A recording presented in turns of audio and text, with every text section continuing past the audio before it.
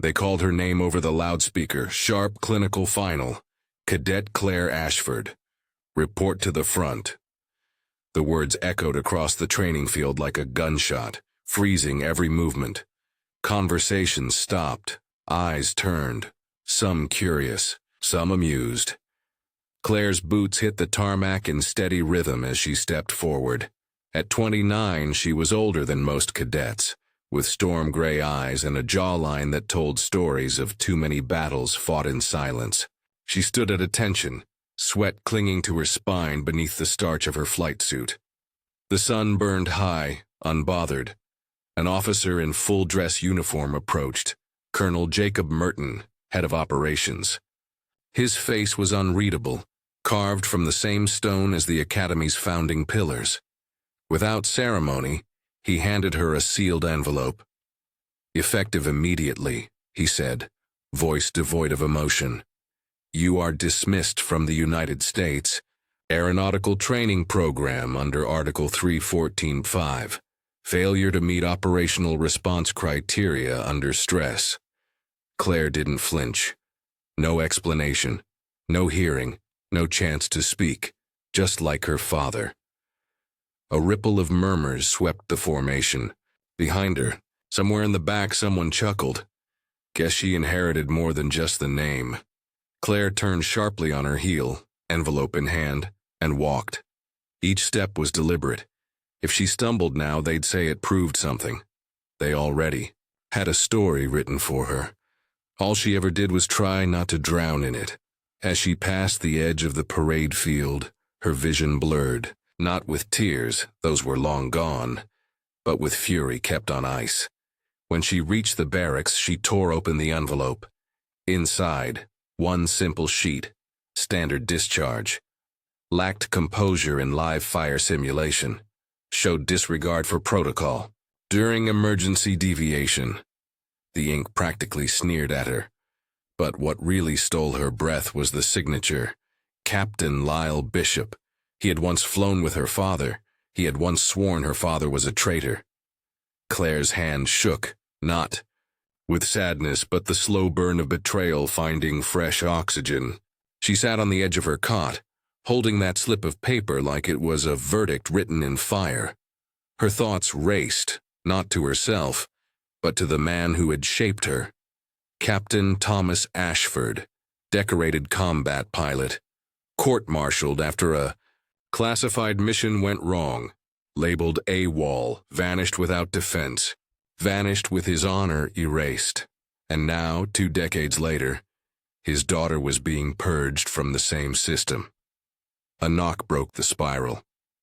She looked up to see a figure in the doorway. Professor Elliot Granger, retired Air Force colonel. Now instructor. In flight theory, white hair, bent posture, sharp eyes like twin scalpels. "You didn't deserve that," he said simply, stepping inside. Claire said nothing. She didn't trust her voice. "I was on the review panel," he continued. "I didn't sign the report." Claire's head tilted up slightly. Granger held her gaze. "Because I saw the simulation footage. And what I saw wasn't failure. It was instinct. You saved the mission. You adjusted to a system malfunction mid-flight. That's not failure. That's being a pilot." Claire's throat closed. "Then why?" He raised a hand. "Because someone wanted you gone." The silence between them turned heavy. Then Granger added, "Your father would have done the same thing." That name again. That shadow, Claire, stood, folding the dismissal letter. "I don't care about their opinions anymore," she said coldly. "I didn't come here for their opinions," Granger said. He reached into his coat and pulled out a flash drive. "I came here for truth. The simulator logs. All of them. Your run, the overrides, the anomaly, and something else." Claire frowned. He leaned in slightly. "What if I told you your dismissal wasn't just about your flight? What if I told you someone used the same override code that was flagged during your father's final mission? For the first time that day, Claire's breath hitched. Granger smiled grimly. If you're willing to fight back, Ashford, I'll help you fly again. Not just in a simulator, but in front of everyone who tried to silence you. Claire's fingers tightened around the flash drive. She didn't nod. She didn't speak. She just walked to the window, staring out at the training field. And for the first time since the name Ashford became a curse, her lips whispered just loud enough to hear, "Let's finish what he started." The hangar smelled, like oil and dust and memory. Claire stood just inside the threshold, the steel door clanking shut behind her. Overhead, the lights buzzed faintly, casting long shadows across rows of decommissioned trainers and simulation rigs. This was Hangar 12, the forgotten corner of the base where time moved slower, and no one cared what ghosts you stirred. She hadn't been here in years, not since she was 17, when her father had brought her to the academy for the first and only time. Back then, he'd still believed in the system. "You see that one?" he had said, pointing to a rusted training jet. "I logged my first 1,000 hours in her. She shook like hell in high winds, but you never forget your first flight." Claire had touched the metal that day like it was sacred. Not just the machine, but the dream. That was before his name had been scraped off every plaque, before every mention of Captain Thomas Ashford had been redacted or buried beneath scandal. Now she ran her fingers along the same fuselage. It was colder this time. Empty. Behind her, footsteps echoed. "You kept it quiet," Granger said, stepping into the light carrying a laptop and an old flight case. "That's good. For now we need silence more than noise." Claire turned to face him. "You said there was more on that flash drive. Something about my father." Granger set the case down on a nearby crate, unlocking it with a metallic click. Inside, stacks of printed documents and faded schematics, all bearing the classified stamp in dull red. He opened the laptop and connected the drive. "You remember the operation that got your father court-martialed?" he asked without looking up. "I remember the silence," Claire replied. "We were told he went rogue, abandoned his squad, left behind sensitive tech. They said the mission failed because of him." Granger pulled up a file. "That's the official story. But this is the raw telemetry." Claire leaned in as lines of data scrolled across the screen. At first it was gibberish, altitudes, response times, system readouts. But one line stood out. "Auth override LB01." She froze. "That's Captain Lyle Bishop's authorization code," Granger confirmed. "He was acting systems officer on that mission. Same man who signed your discharge." Claire's breath caught. The past and present collided like two jets in midair. Granger continued. "The override he used 20 years ago is the same one that rerouted your flight sim data last week. They didn't fail you because you were unfit. They failed you because someone needed the Ashford name to stay buried." The air thickened between them. Claire stepped back, suddenly dizzy. "My whole life," she whispered. "I thought I had to redeem my father by being perfect. But they never gave me a chance. They never intended to." Granger closed the laptop gently. "They feared what he could become, and now they fear you'll finish what he started." Claire looked around the hangar, eyes scanning the rusted machines. The empty cockpits, the legacy denied. "So what's the plan?" she asked. "This evidence, it proves sabotage, but no one will believe it came from me. They'll say I doctored it, that I'm just trying to clear my family name." "That's why we won't go to them," Granger said. "Not yet. First, we show them what they tried to erase." He reached under the crate and pulled out a faded folder labeled Project Nightfall, Prototype, VT-9B. Claire opened it and stared. Inside were schematics for an advanced flight simulator. System. One never integrated into the official training curriculum. Raw, difficult, but completely immune to standard override codes. "Your father helped to design this," Granger said quietly. And you're going to fly it. Claire looked up slowly. You want me to beat their top cadets, using a system they've never been trained on. I want you to prove what your family always stood for. Instinct, courage, and truth. He paused. But first, we have to find it. The VT-9B wasn't retired, it was buried.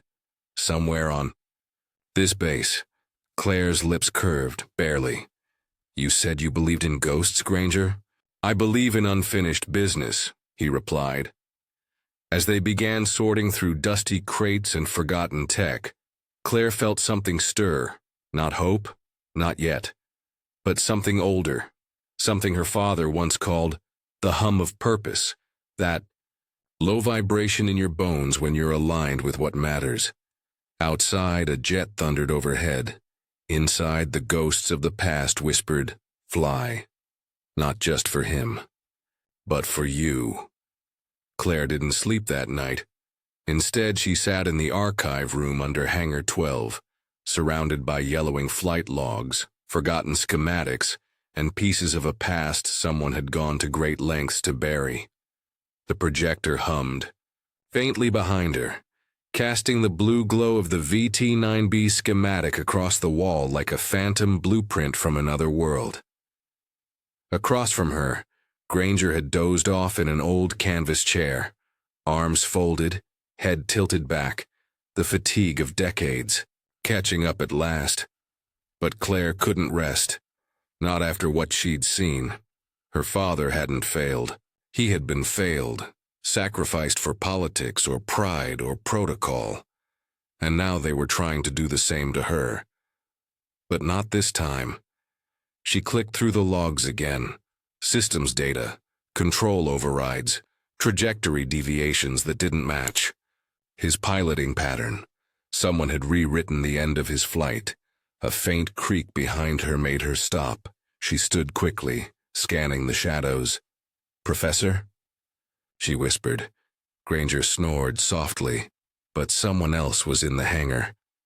A shape moved near the back shelves, silent and fluid. Claire moved toward the tool bench slowly, eyes never leaving the motion. Her hand found a long metal wrench and gripped. Come out, she called, or I scream loud enough to wake the base. Silence. Then a voice, young, male, measured. No need for that, Ashford. A figure stepped into the light, lean, about her age, cadet uniform loose at the collar, a duffel slung over one shoulder. His name tag read, Reed. Claire narrowed her. So you're from Echo Squadron, he nodded. Top 3 in my year, she didn't lower the wrench. What are you doing here, she asked. Reed shrugged. Same thing you are, looking for the truth.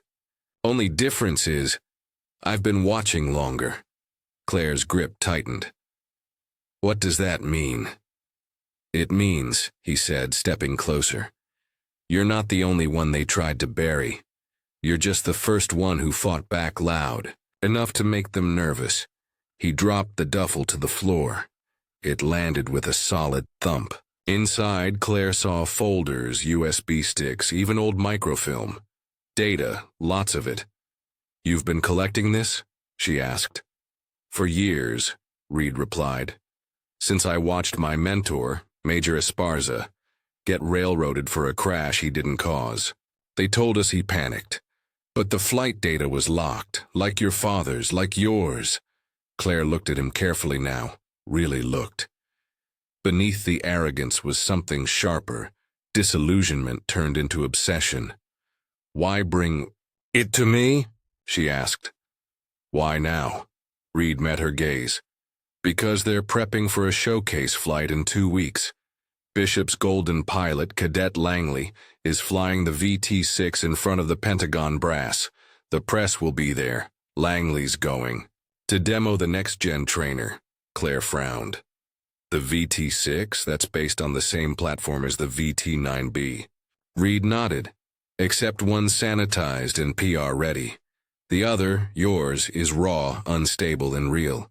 If you fly it better than Langley, on a harder system, with no official support, you expose everything. Claire finished quietly. Reed opened the duffel and pulled out a manila folder. "This is the part you'll need," he said. "Storage maps." The VT-9B was never officially decommissioned, just moved. Deep hangar locked down. "You'll need a clearance code. Granger's ID won't be enough." Claire flipped the folder open. The name stamped on the first page made her go. Cadet Capt. Lyle Bishop. Authorization class. Reed looked at her carefully. "You in?" Claire didn't answer immediately. She looked down at her calloused hands, hands shaped by years of trying to fly right in a world that had always been tilted against her. Her father's legacy wasn't just a burden, it was a compass, and right now it pointed straight toward truth. She looked back up. "I'm not in," she said. Reed blinked. "I'm all in." The sun hadn't yet risen, but Hangar 9 buzzed faintly, with the hum of backup power. Most of the base still slept, save for a few early patrols. Claire moved like a shadow, her boots silent against the cold concrete floor. Every step she took brought her closer to the truth, and closer to the one machine that could rewrite it. The door to the sub-level was locked. Of course it was. She knelt beside the panel, pulling out the small toolkit Reed had given her. Inside, wedged in foam, was a modified access chip, a silent gift from someone on the inside who hadn't revealed their name. "If this works," Reed had said earlier that night, "you'll find the VT-9B sealed under lock chamber Delta. If it doesn't, well, we'll know who's still watching." The chip slid into the panel with a gentle click. Claire held her breath. The light turned green. The door hissed open. She exhaled. One battle at a time. The hallway beyond was narrow with low overhead lighting and the kind of sterile stillness only military facilities seem to perfect. A few turns later, she found it. Lock chamber Delta, guarded by a single security gate and a biometric scanner.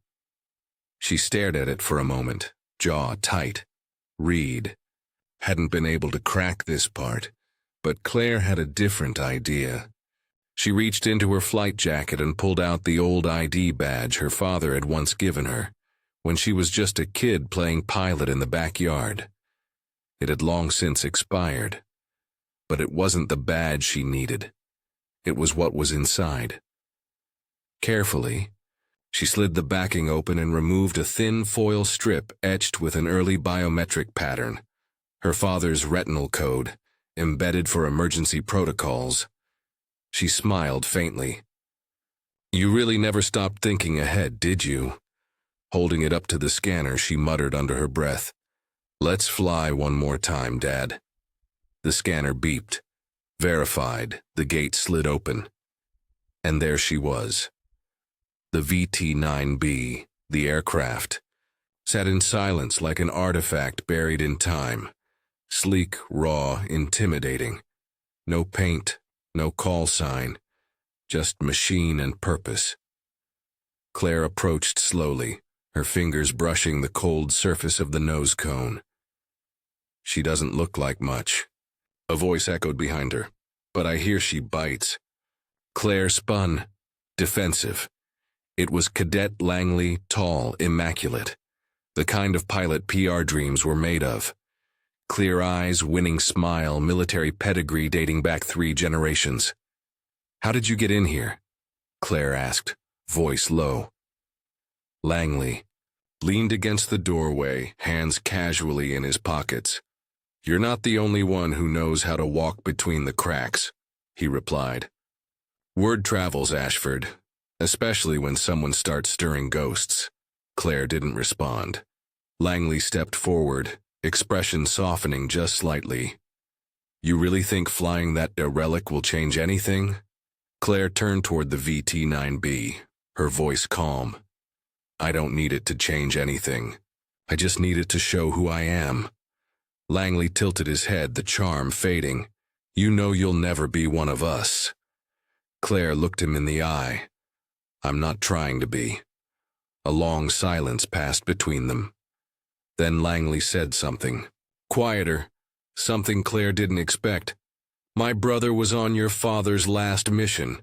Her body went still. I was 10 when he died, Langley continued.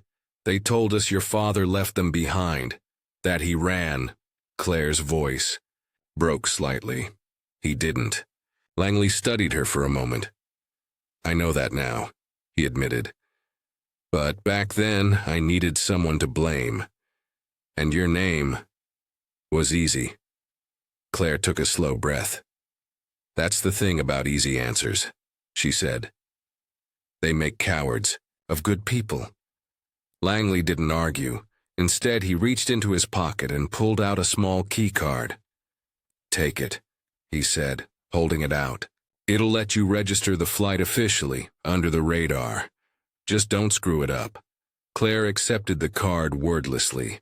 As Langley turned to leave, he paused in the doorway.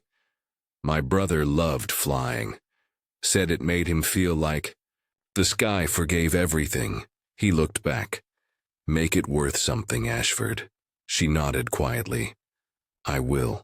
When he disappeared into the hallway, Claire climbed into the VT-9B. As her fingers touched the controls, a faint buzz lit up the panels. Alive. Waiting. She closed her eyes, letting the hum of the engine fuse with the sound of her heartbeat. I'm not just flying for him anymore, she whispered. I'm flying for every voice they buried. And with that, the past finally met the future. Engine to skin, pulse to power, silence to roar.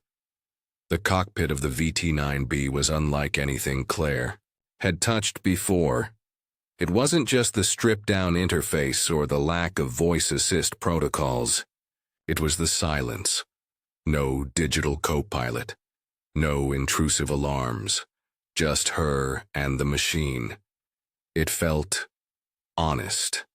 She adjusted her harness, fingertips grazing the throttle. The moment she engaged the startup sequence, the aircraft responded with a low rumble that vibrated through her bones. She wants to fly, Claire whispered. A voice cracked through the comm channel. You reading me, Ashford? It was Granger, his voice low and steady, piped in through a secure line he'd patched into the system the night before. I'm here, Claire replied. System's coming online. You've got 30 minutes before the maintenance crew does its first sweep. No fancy stunts. Just prove you can handle her. Claire smiled faintly. Granger, I was raised on turbulence. She ran a final check and guided the VT-9B onto the simulator launch track. The hangar's old flight simulator dome had been modified decades ago to mimic real-time stress factors, gravity shifts, wind simulation, hardware lag. But this wasn't a test. This was proof of life.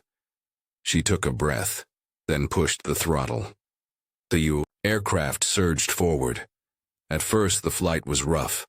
The stick was heavier than she expected. The stabilization systems kicked in late, forcing her to compensate manually. The VT-9B wasn't just outdated. It was temperamental, but that didn't scare her. It reminded her of her first real plane, the crop duster her father let her fly at 15. No autopilot. No instruments that worked half the time. Just the sky and what your gut told you. She banked left, dipped low into a canyon simulation, adjusted rudder input. The machine hesitated, then flowed. As the minutes passed, the resistance faded. Her hands and the aircraft began to sink. One breath, one motion. When the left stabilizer glitched for half a second, she didn't even blink. Just shifted her center line and kept going. Talk to me, Granger, she said into the mic. No reply. Granger? Silence. She pulled back into a hover pattern, checked the external comm feed. Nothing. Her pulse quickened, not from fear of failure, but from the gut-deep knowledge that something had gone wrong. At that same moment, in a different wing of the Ace, Colonel Elliot Granger stood in front of a closed-door panel room. his ID badge confiscated, his clearance suspended. 3 men in dark suits stared at him from across a sterile table. "Colonel Granger," the man in the center began, "we have reason to believe you've accessed restricted archives outside your current authorization level." Granger didn't flinch. "My research was approved by command last year." "Not at this level," the man replied, sliding a printed log forward. "You've been reviewing files related to Operation Halberd." The name hit like a cold slap. Granger kept his voice calm. "That operation was declassified in 2022. The man leaned forward, voice low and pointed. "Not the black box data, not the override logs, and certainly not the VT-9B. There it was, Granger knew then. They weren't just trying to bury Claire.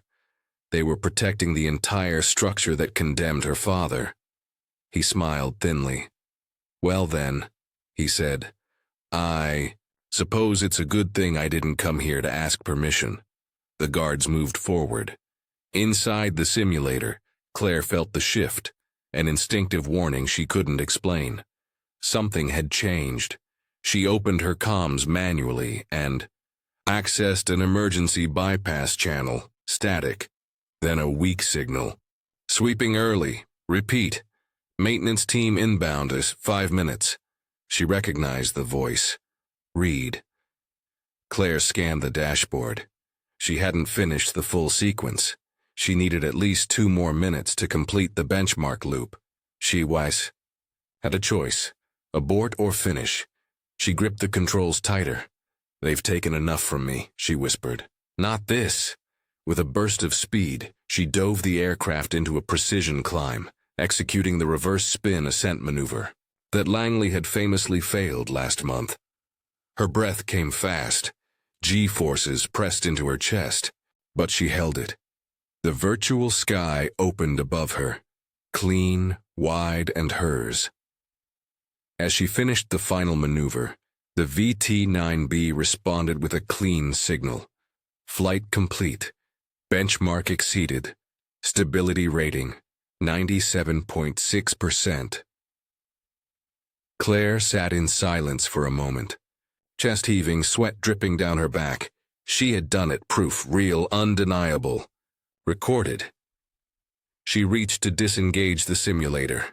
When the door to the hangar creaked open, she froze. Boots. Multiple pairs. Getting closer. Claire copied the flight logs to a drive and pocketed it, killing the simulator's power. She slid from the cockpit just as the first flashlight beam sliced through the dark. "Unauthorized presence detected," a voice barked. Claire ducked behind a fuel crate. Too late to slip out.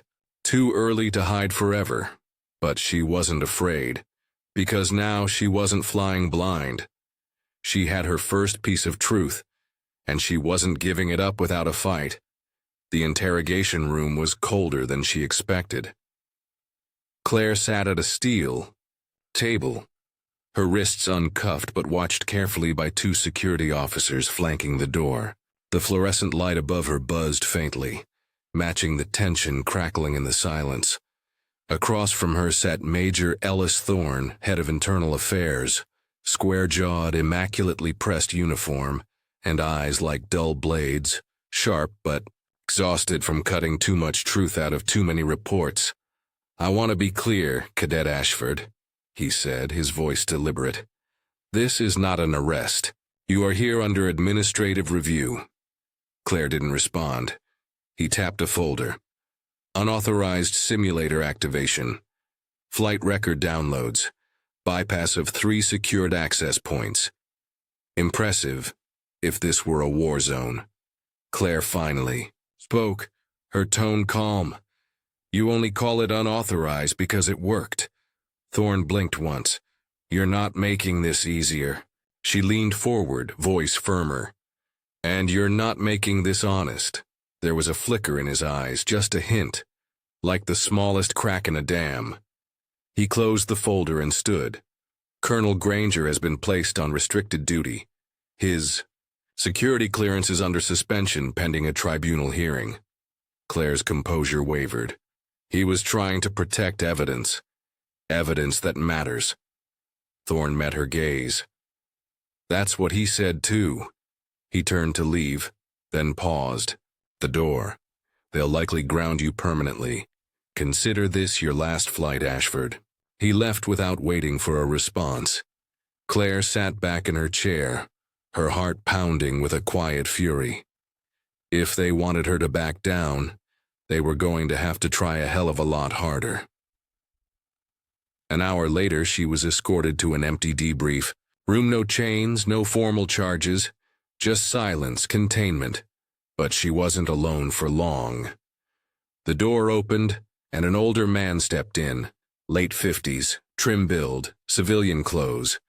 But something in the way he carried himself, alert, deliberate, told her this man had worn a uniform once. His voice was deep and steady. Claire Ashford. She didn't answer. He nodded slightly. You don't know me, but I knew your father. That got her attention. The man stepped closer. Name's Malcolm Reeve. I flew with Tom Ashford on Operation Halberd. I was on his wing when everything went to hell. Claire's throat tightened. Why should I believe you? Reeve reached into his coat pocket and pulled out a small, worn patch. Faded, frayed, but unmistakable.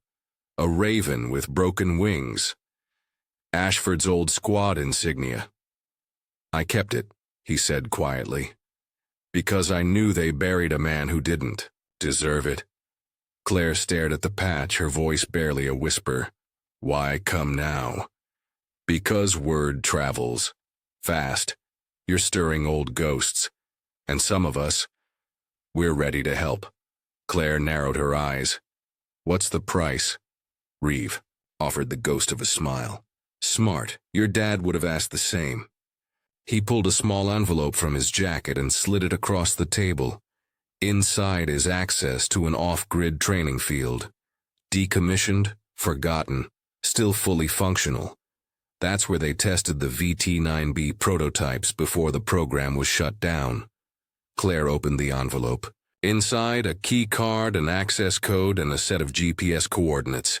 Reeve leaned in. You want to show the world what you can do? You'll need a place no one's watching.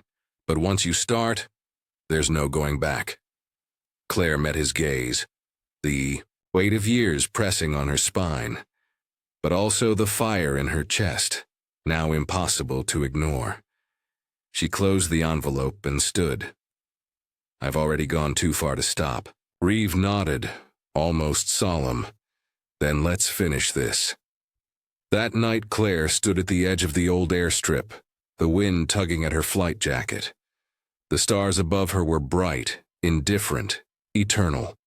She looked down at the patch in her palm, her father's raven, his legacy. Behind her, the VT-9B waited in silence, and ahead, just beyond the horizon, was a future she hadn't dared to imagine. She whispered, not to herself, but to the wind.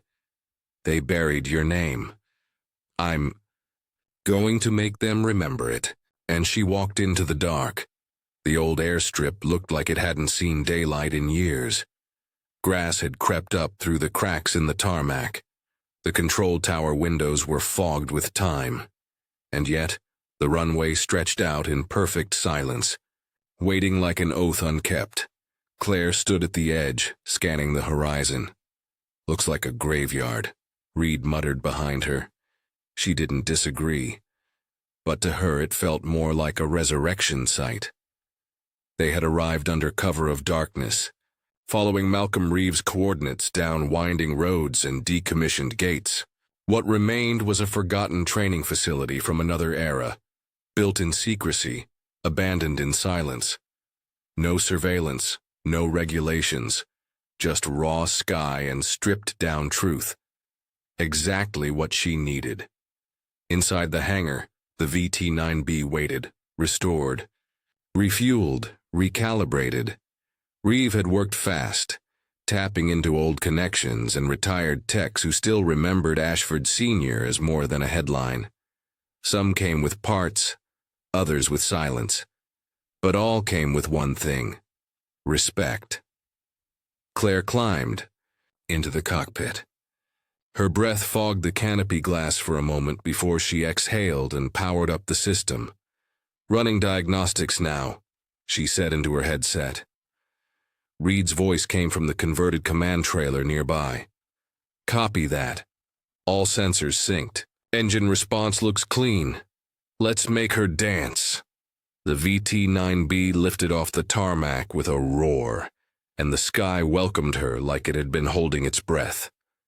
Over the next 3 days, Claire pushed harder than she ever had. She flew inverted. Through storm simulations, she reran precision strikes at night with no HUD. She tested the aircraft's limits, and her own. At one point, the left engine flared red mid-dive. She corrected on instinct, kicking the rudder and bleeding off speed like it was muscle memory. Reed's voice came in over the comm, half panicked. "You just pulled 7 Gs at 30% fuel, Ashford. You trying to break your own spine?" Claire grinned through the pressure. "If it holds, it flies. If it breaks, I know where." But under her bravado was something deeper. A quiet clarity. A certainty growing stronger with every maneuver. She didn't just want to beat Bishop's showcase. She wanted to unmake it. On the 4th night, Reeve called her into the control trailer. He had something to show her. Claire stepped inside, still catching her breath. Her flight suit was soaked with sweat. Her hair clung to her face, but her eyes were sharp, alert. Reeve nodded toward the monitor. "Intercepted comm logs. Cleaned up and decrypted." Claire leaned in. The screen displayed a video feed, an internal review meeting at the academy. In the frame, Bishop stood at a podium, addressing a group of officers. "We'll run Langley's flight on the VT-6 with full telemetry enhancement," Bishop said. "Pre-record the precision sequences. Stream the rest through stabilized modules. The Pentagon doesn't need the truth. They need a narrative." Claire's chest tightened. Reed clicked to the next file. That's not even the worst of it. The screen now showed a draft memo. Subject: Final demonstration, strategic outcome, assurance. Note: in the event of unexpected pilot error, the secondary aircraft, FX-5, will initiate formation lock, overriding manual controls to preserve show pattern integrity. Claire's voice was barely a whisper. "They're faking the whole thing." Reeves' tone was grim. "Not just faking, they're rigging it. Langley won't even be flying solo. They'll puppet him through a remote assist protocol, give the illusion of mastery." "And if something goes wrong?" Claire asked. "They'll scapegoat a tech glitch," Reeves said. "Blame a contractor, protect the program, and move on." Claire stared at the screen, her fists clenched. All her life she'd been told to earn her place, and here they were, designing a lie to hand over the sky to someone who never had to fight for it. She turned to Reed. "How do we stop it?" He hesitated. "You fly." "Already doing that." "No," he said. "You fly during the demonstration. You take the sky. Same time, same space, no permission, no dress rehearsal." Claire went quiet. "That's a court-martial," she said. Reeve stepped forward, eyes locked with hers. Maybe. Or maybe it's the only way left to tell the truth. Claire looked out the trailer window. The night wind stirred the long grass. The runway glowed under the moonlight like a ribbon of memory. And in her heart, something clicked into place. Not rage, not rebellion. Conviction. "If we do this," she said slowly, "we don't just go up there to show off." Reeve nodded. "No, we go to take it back." The base was buzzing. Flags were raised, uniforms pressed. Every gate scanned twice.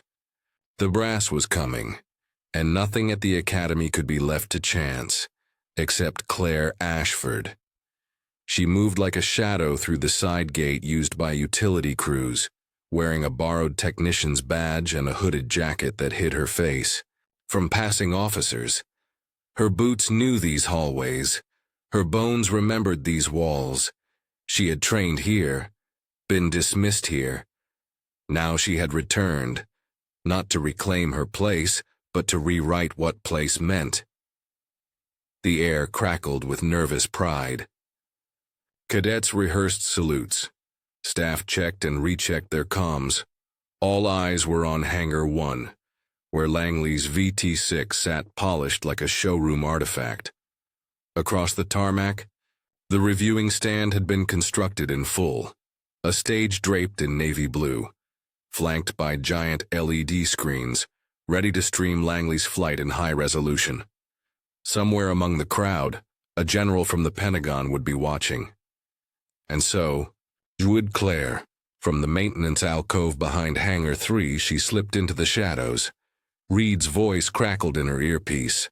"You're clear. Security sweep just passed." Claire kept her voice low.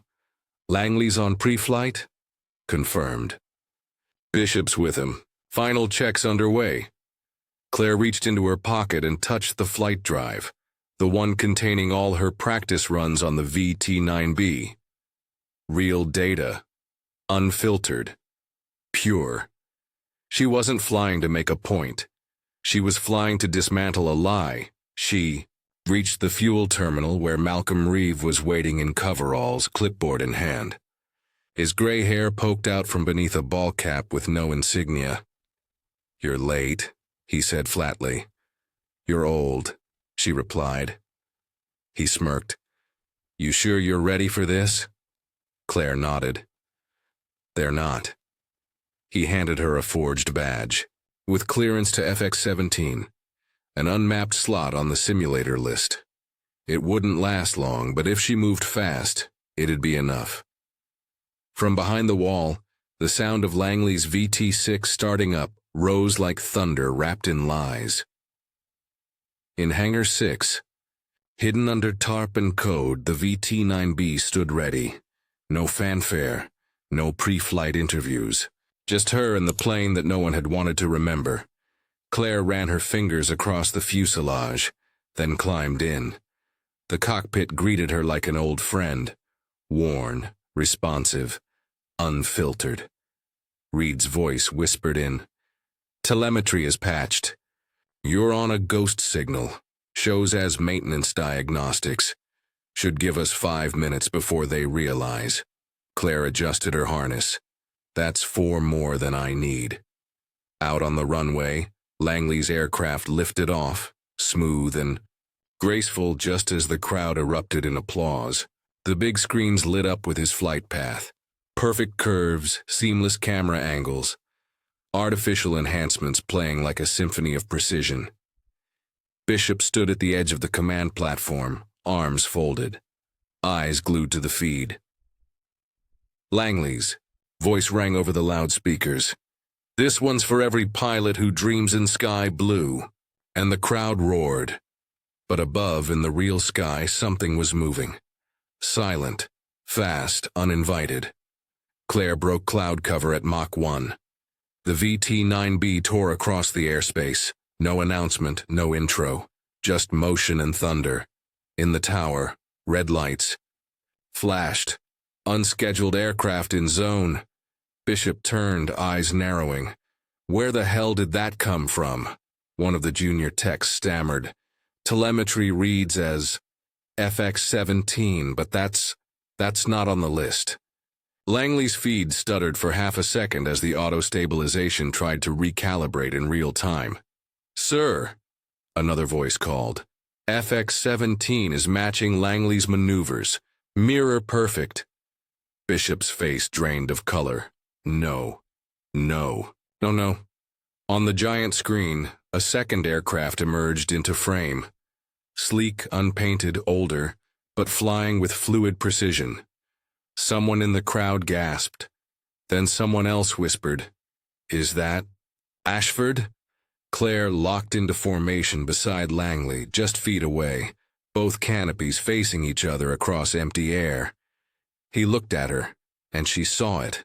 The mix of shock, recognition, and something she hadn't expected. Respect. He keyed a private comm line. "What are you doing?" She responded evenly. "What you couldn't."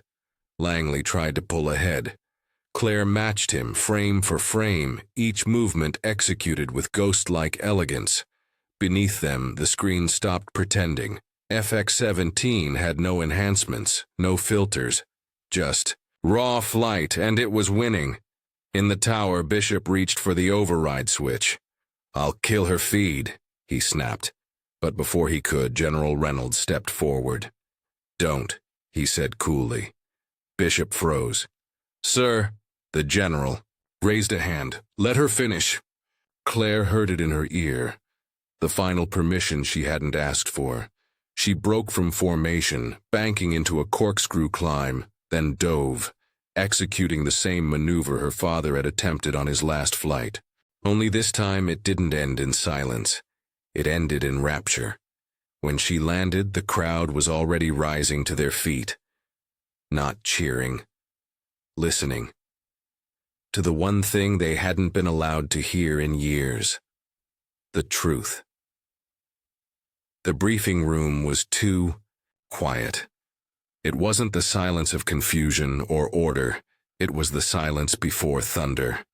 Claire sat at the long table facing a panel of 5 senior officers, uniforms lined with decades of medals, faces carved by service, politics, or both. At the center, General Reynolds, unreadable as ever.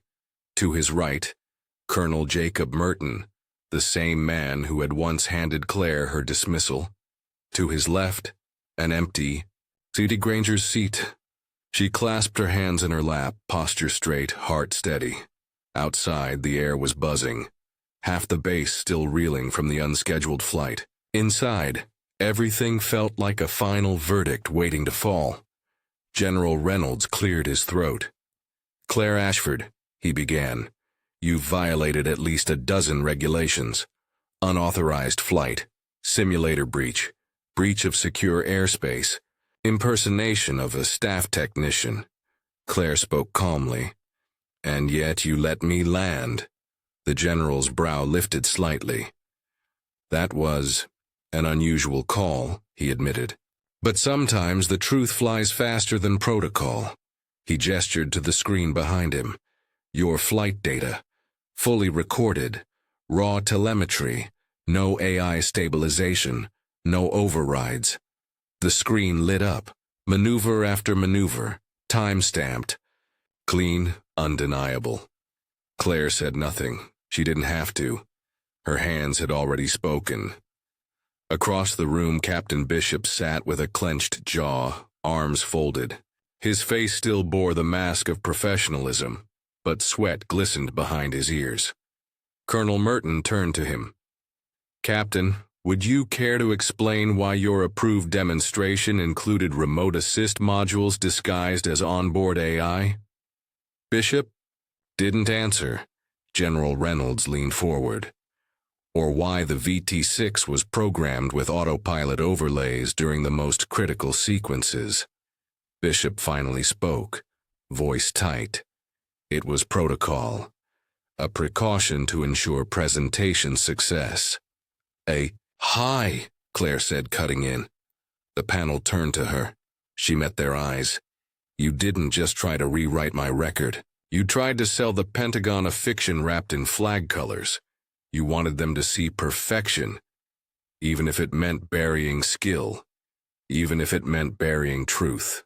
Bishop stood sharply. "You're just a name trying to clear another name." "General." Reynolds didn't move, and then the door opened. All heads turned. Granger stepped in, uniform restored, bars gleaming. Someone had reinstated him. He held a small case in one hand, nodding to Reynolds. "Sorry I'm late," the general gestured. "You're just in time." Granger set the case down, opened it. Inside, an old flight recorder, blackened and worn, its paint chipped but intact. Claire's breath caught. "I thought they said it was destroyed." Granger shook his head. No, it was hidden. He connected it to the console. Static. Then a voice. Warm. Familiar. Her father. This is Captain Thomas Ashford, 14 minutes into Operation Halberd. We've lost stabilizers on 2 Alpha. Adjusting manually. Override requested denied. Someone's locked the system. Repeat, someone has locked the system. If this is the end, tell Claire she was always meant to fly. Claire blinked hard. The breath leaving her lungs like an impact. Bishop paled. That recording was inadmissible. It's not anymore, Reynolds said sharply. The room was still again, but this time it was the silence of awakening. Claire turned to Langley, who had been silent the whole time, sitting in the back row. Say it, she said gently. You know the truth now. Langley looked up, eyes wide with conflict, the weight of inherited privilege battling with something more human. He stood slowly. I flew the sequences, yes, but not alone. The system carried me when I failed, and she flew what no one thought possible. He looked at Claire. I was given everything. She earned it. Reynolds nodded slowly. Well then, he said, standing. This board finds Captain Bishop in breach of conduct. A full investigation will proceed. Effective immediately, he is relieved of duty. He turned to Claire. And you, Cadet Ashford, are hereby reinstated, with honors. Claire didn't smile, she didn't speak. She simply nodded. Once. It wasn't vindication. It was justice, and it had been too long coming. As she stepped out of the room, the sun was just breaking across the tarmac. The light hit the VT-9B, parked now in full view, no longer a ghost. And as Claire walked toward it, her father's voice echoed in her ears. No longer memory, but presence. She was always meant to fly. The ceremony was brief. Just the way Claire preferred it. No trumpets, no medals pinned with shaky hands.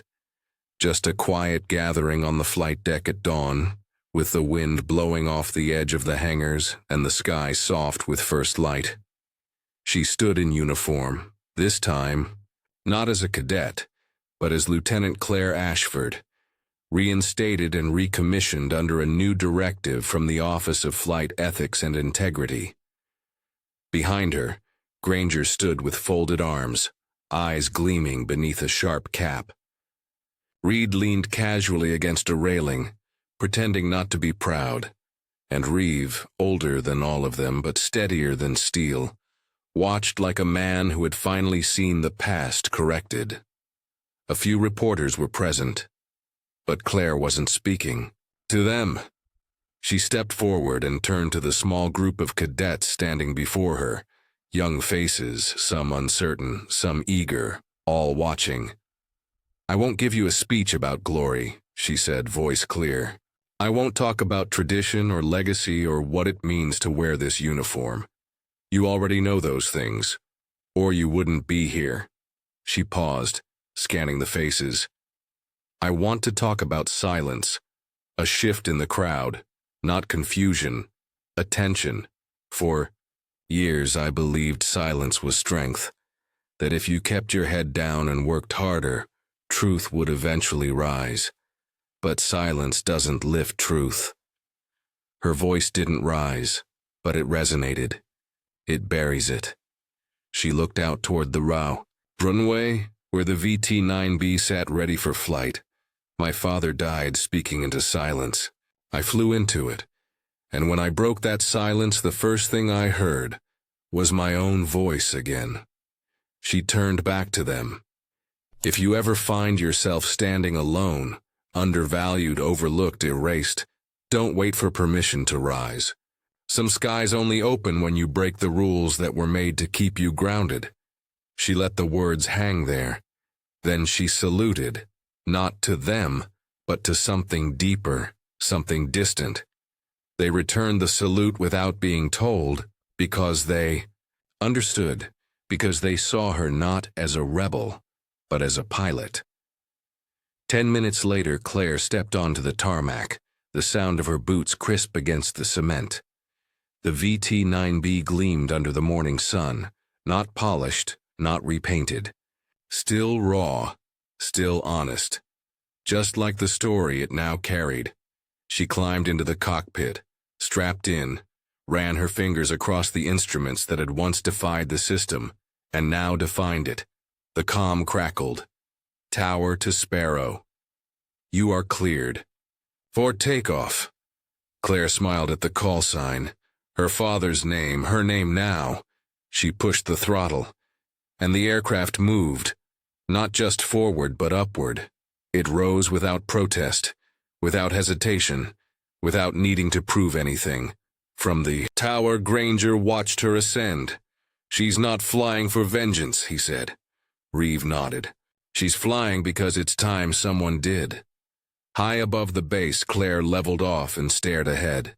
The sky stretched endlessly, a canvas without expectation. She dipped the nose gently, then pulled into a slow arc. Graceful, deliberate, like a signature written across the air. Below her, the world was small, but within her something had grown vast. She reached to her chest and touched the insignia, her father's wings, now pinned beside her own.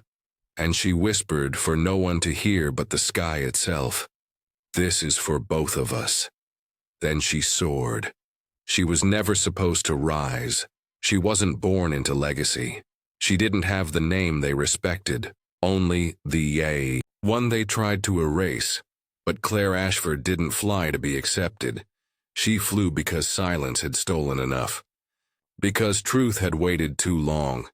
Because someone had to prove that skill, courage, and integrity still mattered more than pedigree. If you've ever been told you weren't enough, if you've ever been pushed aside, underestimated, or forgotten, her story was written for you. And maybe, just maybe, it's your turn to take back the sky. If this story moved you, don't let it stop here. Tell us, have you ever fought to prove your worth when no one believed in you? We'd love to hear your story in the comments. And if you believe more people need stories like Claire's, like, subscribe, and share it with someone who's ready to fly again. Because some stories don't just end, they take off.